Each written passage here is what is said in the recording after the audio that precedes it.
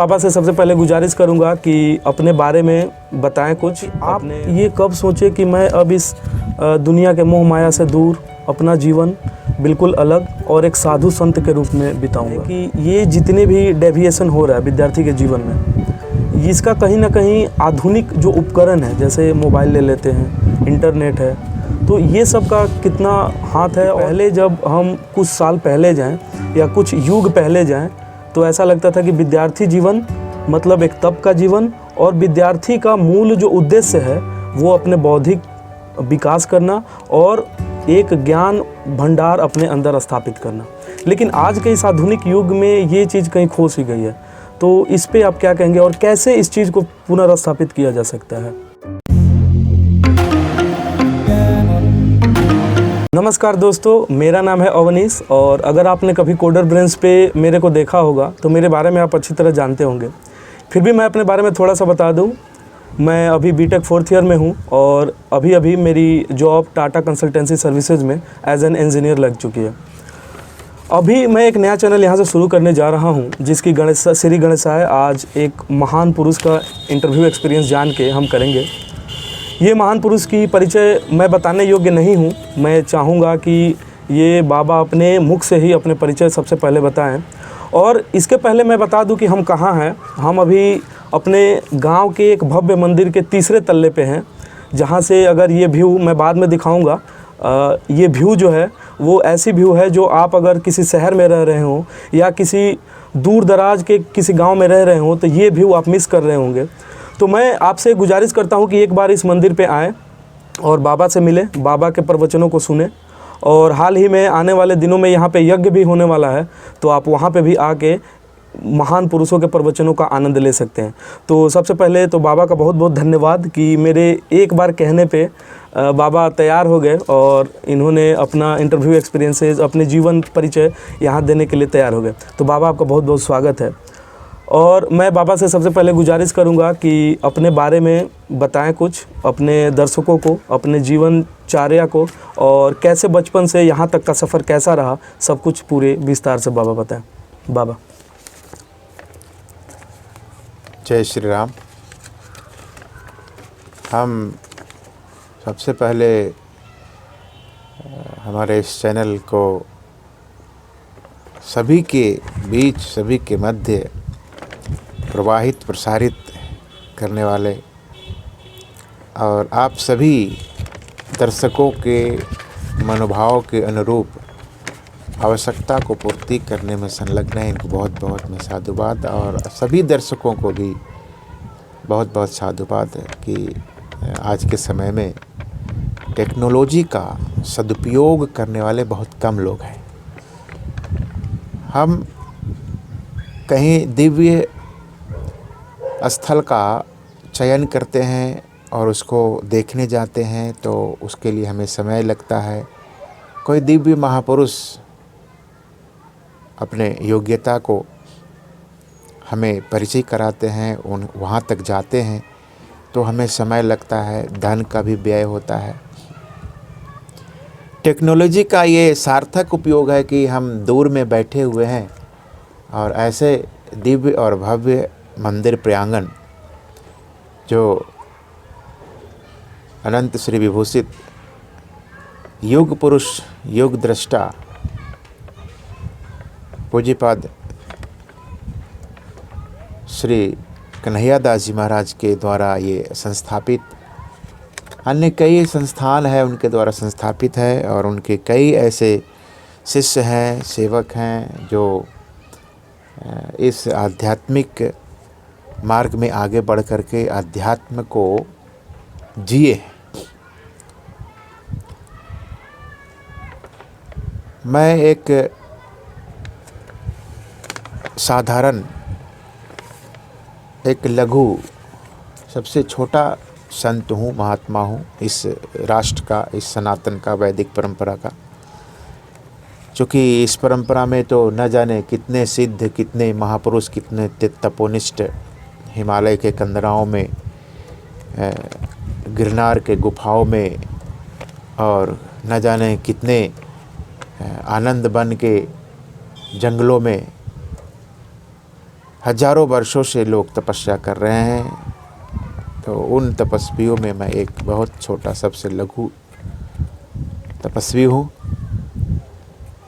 मेरा नाम संतोष दास, और सभी योग के माध्यम से मुझे जानते हैं। और योग साधना के प्रारूप को, प्रकल्प को मैं समाज के समस्त वर्गों में, चाहे शैक्षणिक वर्ग हो या साधक वर्ग हो या व्यवसायी वर्ग हो या राजनीतिक वर्ग हो, सभी वर्गों में मैंने इसका प्रचार प्रसार किया। और बहुत से ऐसे साधक हैं जिन्होंने इसका मूलतः स्वरूप से प्राप्त करके उसका आध्यात्मिक और मानसिक शांति को प्राप्त किए हैं।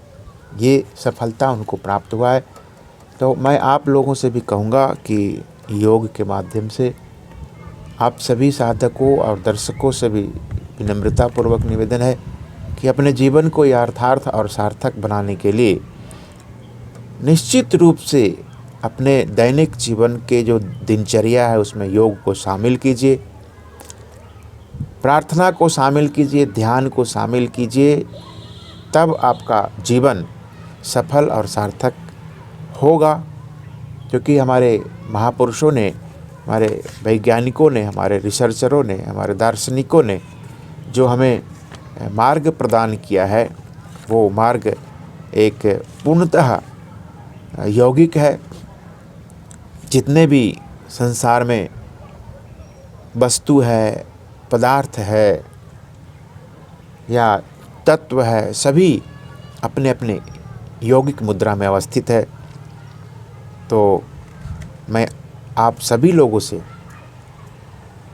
यही प्रार्थना करूंगा कि अपने जीवन में जीवन को उदात्त और उत्तम बनाने के लिए, चाहे वो किसी भी क्षेत्र में हो, किसी भी देश में हो, किसी भी व्यवस्था में हो, किसी भी परंपरा में हो, सभी लोग योग के माध्यम से अपने जीवन को उदात्त और उत्तम बना सकते हैं और अपने जीवन को सफल बना सकते हैं।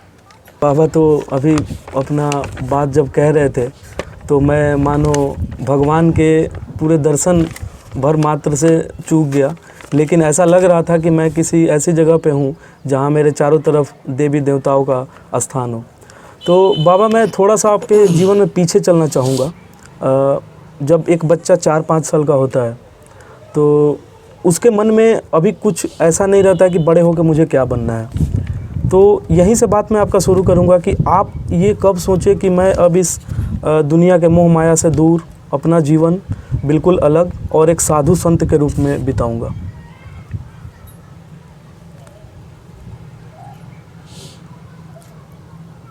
बहुत विशिष्ट प्रश्न है आपका। हमारे यहाँ जो संतों की परंपरा है वो आदि अनादि काल से चलते आने वाला एक परंपरा है, जिस परंपरा में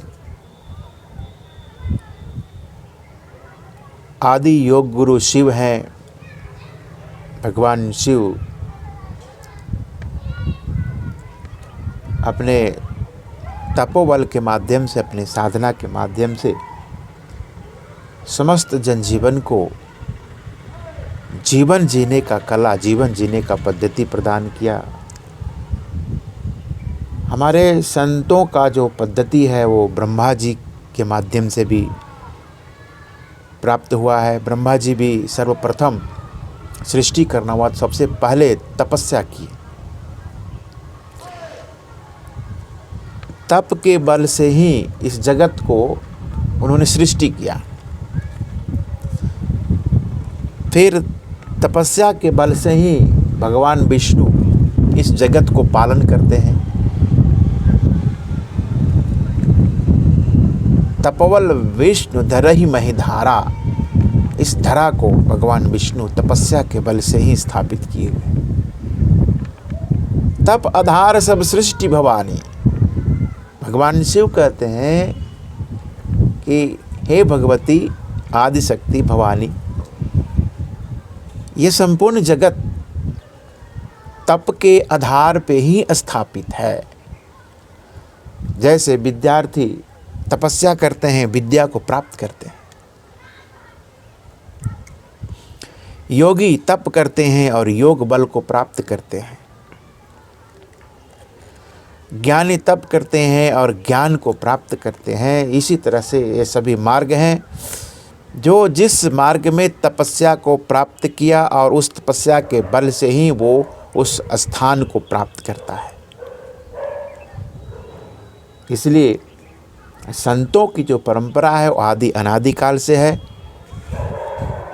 ये ईश्वर की कृपा से किसी को प्राप्त होता है, उसी में हमें भी ये प्राप्त हुआ।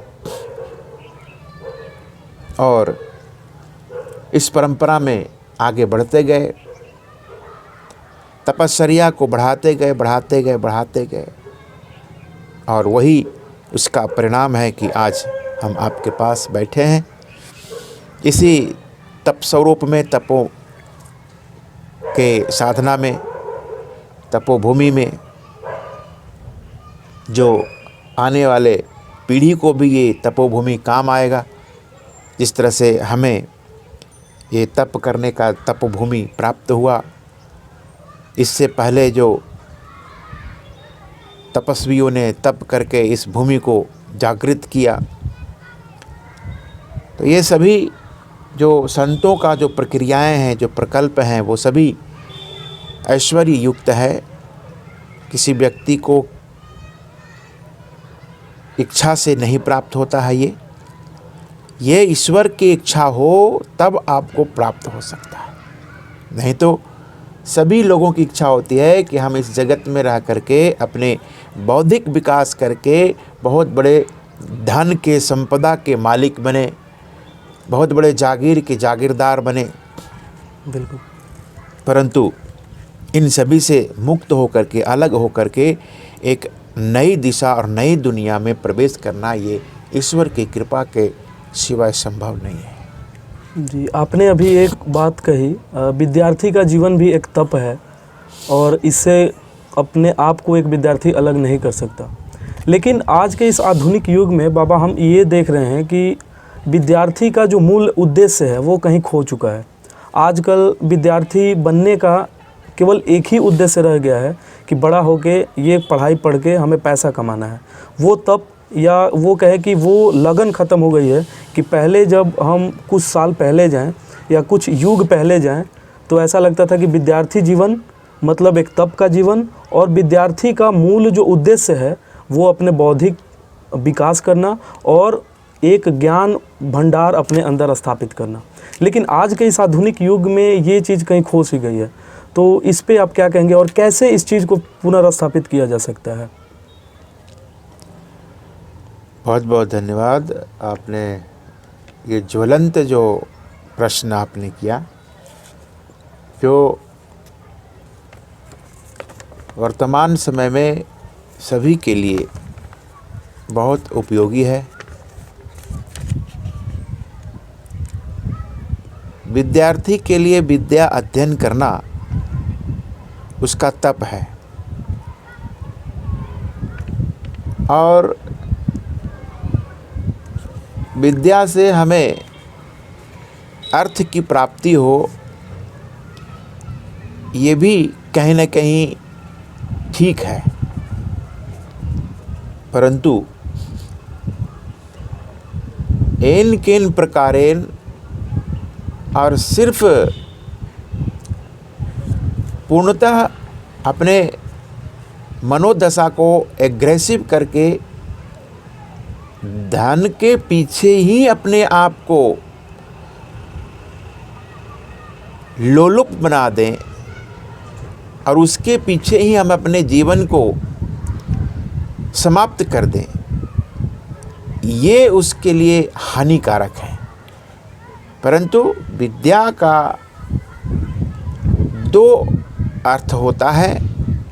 एक तो विद्या के माध्यम से अर्थोपार्जन करने का साधन को प्राप्त करना, जिससे कि उसके दैनिक जीवन को सहजतापूर्वक जी सके, वो अपने माता पिता का सेवा कर सके, अपने पीढ़ी को, अपने परिवार को सुरक्षित संरक्षित कर सके, उसको स्वास्थ्य का ख्याल रख सके, उसके शिक्षा को सहयोग कर सके। दूसरा है विद्या अध्ययन करके दिव्य ज्ञान की प्राप्ति कर लेना। परंतु दोनों में से कोई एक भी यदि उसको प्राप्त होता है तो भी अच्छा है, परंतु उसके पीछे अपने जीवन को ही समर्पित कर दे, ये बुरा है। अपने जीवन में विद्या को समर्पित कर दे, ये अच्छा है, परंतु उसके पीछे, धन के पीछे अपने जीवन को समर्पित कर दे, ये नितांत निरर्थक है। इसलिए हम लोग सभी को बताते हैं कि विद्या होनी चाहिए। अर्थ करी च विद्या। विद्या का मतलब ही होता है अर्थोपार्जन करने का सहयोग करे उसमें, परंतु हमारा जीवन मात्र उसमें रह करके समाप्त हो जाए, ये नहीं होना चाहिए। बिल्कुल। और आशा है कि ये बाबा के द्वारा उत्तर जो दिया गया है, ये सुन के हमारे दर्शक में जितने भी विद्यार्थी हैं वो अपने जीवन से उस उद्देश्य को हटा पाएँ और अपना मुख्य उद्देश्य विद्या ग्रहण करने का ही बनाए रखें। धन एक अलग चीज़ है, वो भी ज़रूरत की चीज़ है और वो भी होनी चाहिए, लेकिन मुख्य उद्देश्य कभी भी धन नहीं होना चाहिए। एक अच्छा व्यक्ति बनना, अपना बौद्धिक विकास करना, ज्ञान का भंडार करना, ये सारी उद्देश्य होनी चाहिए एक शिक्षित व्यक्ति और एक विद्यार्थी का। तो आजकल बाबा हम ये भी देख रहे हैं कि ये जितने भी डेविएशन हो रहा है विद्यार्थी के जीवन में, इसका कहीं ना कहीं आधुनिक जो उपकरण है, जैसे मोबाइल ले लेते हैं, इंटरनेट है, तो ये सब का कितना हाथ है और क्या इससे विद्यार्थी को अलग तो नहीं रह सकता विद्यार्थी, क्योंकि आजकल यही एक ज्ञान का सूचक भी हो गया है, एक तरीका भी हो गया है, और इंटरनेट के बिना ज्ञान प्राप्त करना आज के ज़माने में थोड़ा सा असंभव है। लेकिन फिर भी इस चीज़ से डेविएट होना किसी विद्यार्थी को, ये थोड़ा सा गलत है। और बाबा से हम चाहेंगे कि ये बताएं कि कैसे एक विद्यार्थी अपने को इस आधुनिक उपकरण से, जैसे बाबा ने शुरू में ही कहा था कि आधुनिक उपकरण का सदुपयोग बहुत ज़रूरी चीज़ है, तो ये सदुपयोग कैसे किया जा सकता है? बहुत बहुत धन्यवाद। समसामयिक अवस्था में बहुतायत देखने को मिलता है कि जो संसाधन से हमें जीवनोपयोगी ज्ञान को प्राप्त करना है, उसी संसाधन से जीवन घातनी व्यवस्था में प्रवेश कर जाते हैं। तो कोई वस्तु खराब नहीं होता है, इंटरनेट, टीवी, मोबाइल, कोई भी वस्तु खराब नहीं है, परंतु उसका उपयोग हम कितना करते हैं, कैसे करते हैं, उस पर निर्भर करता है। बिल्कुल। जिस तरह से भोजन हमारे जीवनदायिनी शक्ति है, भोजन यदि हम नहीं करेंगे तो हम धीरे धीरे निष्क्रिय हो जाएंगे, दुर्बल हो जाएंगे, और अंत में हो सकता है कि प्राणांत भी हो जाए। और जब भोजन संतुलित करते हैं तो हमारा जीवन संतुलित रहता है। और यदि वही भोजन जो हमें जीवनी शक्ति प्रदान करता है, यदि अजीर्ण हो जाए, अधिक मात्रा में यदि हम उसको भोजन को पा लेते हैं, तो वो अजीर्ण हो जाता है। और अजीर्णे भोजनम विषम, जो अजीर्ण भोजन होता है वो विष हो जाता है, वो जीवन घातनी बन जाता है। तो जो जीवनदायिनी शक्ति है वो भी जीवन घातनी बन जा रहा है। तो ये तो इंस्ट्रूमेंट्स है, इसको यदि हमें जितने आवश्यकता है उतना यदि हम उपयोग कर रहे हैं, तब तो हमारे लिए ये जीवन के मार्गदर्शक, पथ प्रदर्शक बन सकता है। यदि ये हमारा उपयोग करने लग जाता है तो ये हमारा जीवन को भस्म कर देता है, खा जाता है, ये भस्मासुर बन जाता है। बिल्कुल। तो ऐसे जितने भी विद्यार्थीगण हैं, मैं उनसे फिर से गुजारिश करूंगा कि ये सभी चीज़ों का सदुपयोग बहुत ज़रूरी है। और जब हम धन की बात कर रहे थे तो मेरे मन में एक सवाल आया था कि आजकल ये भी देखा जाता है कि जितने भी लोग हैं जिनके पास काफ़ी धन हो गया, वो ऐसी चीज़ों को भी खरीद के रख लेते हैं, जैसे बहुत सारे प्रॉपर्टीज़ हो गए, तो वो सारी चीज़ों को ख़रीद के अपने पास रख लेते हैं, संचय कर लेते हैं इन चीज़ों का। तो उससे क्या होता है कि जो गरीब है, जिसको वास्तव में उस चीज़ की ज़रूरत है, उसे ज़्यादा कीमत पे वो चीज़ खरीदनी पड़ती है। तो इस संचय को कैसे रोका जा सकता है और इस मानसिक दशा को कैसे कम किया जा सकता है? जी, हमारे यहाँ प्राचीन काल से ही वैदिक परंपरा में शिक्षा में ये अनिवार्य रूप से शिक्षा दिया जाता है कि आपको जितना आवश्यकता है उतना ही धन को संचय करें। ये शिक्षा नहीं दी जा रही, क्योंकि प्राचीन काल में जो हमारे यहाँ शिक्षण पद्धति था वो वैदिक परंपरा था। वैदिक परंपरा से ये लोग धीरे धीरे शिक्षण को अलग कर दिए, जिसका ही घातक स्वरूप आज हमारे पास में विकराल स्वरूप लेकर के खड़ा हो गया है। प्राचीन काल में ऋषि महर्षियों ने अपने यहाँ विद्यार्थियों से ही खेती का, किसानी का, व्यवसाय का, उपदेश का, संस्कार का, ये सारे कार्य वहाँ से किए जाते थे।